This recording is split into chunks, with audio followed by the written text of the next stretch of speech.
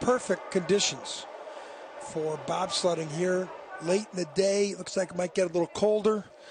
Almost on the track record in the first run. If we start seeing these lesser sleds come down faster times, we could see a track record here in the second run. Yeah, the weather usually plays a big part whether a team can set a track record or not. You know, here it's very damp, it's very wet, and I think that plays a lot to do with setting a track record or having fast runs or not. Eugenia Diaconu and Maria Dragan from Romania, 17th place at the end of the first run. First athletes down in the second run. Their teammates will come right behind them.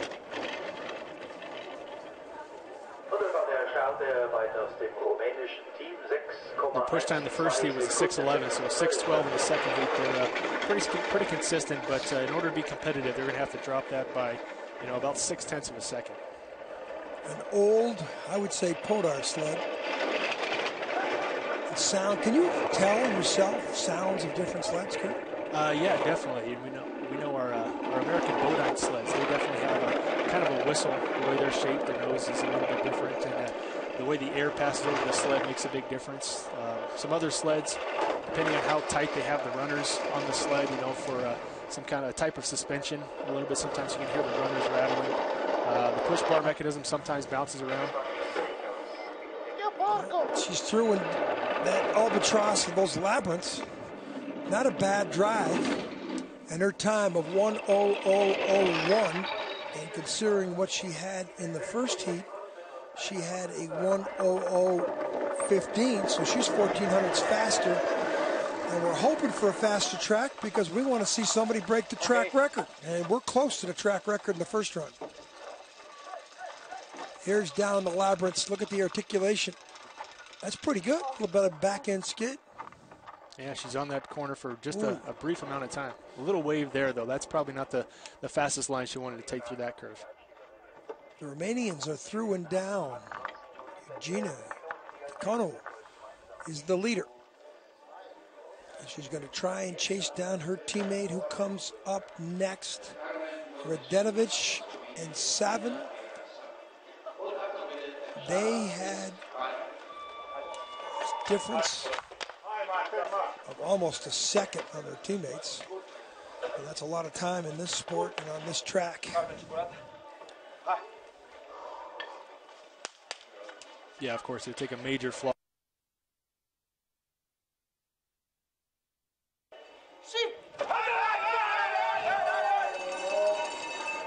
Their first World Cup was in Innsbruck last weekend. Both of them finished 18th and 19th respectively. Once again, that push bar was sticking out about 6 inches as she went through the kink, but it did collapse after she got through curve one.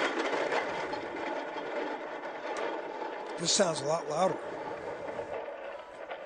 That's a second 5. And again, like you alluded to, Kurt, she's going to have to make a major mistake. She could probably crash down here and maybe still get to the finish curve intact if she crashes down around the bottom part of the track. Yeah, she's increasing her lead too, so you can tell that she might be one of the more experienced driver of the two Romanian pilots.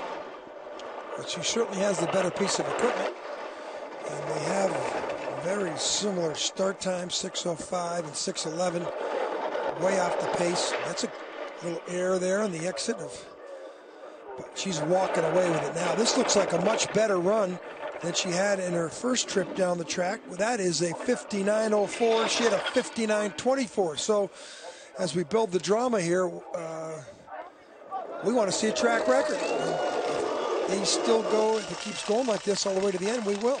Yeah, once again, these younger pilots, they're using each run to try to improve their time. Are they going to be in the medal contention? Probably not, but they just want to improve each run. Once again, there you see that push bar just seemed to stick out just about 6 inches before it collapsed.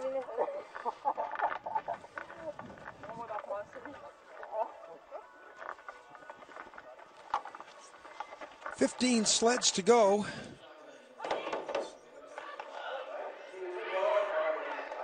Swiss rookie, and she's 2,800ths better than her first run. So we're seeing a Fleming coming back and doing great the second heat to finish in third place.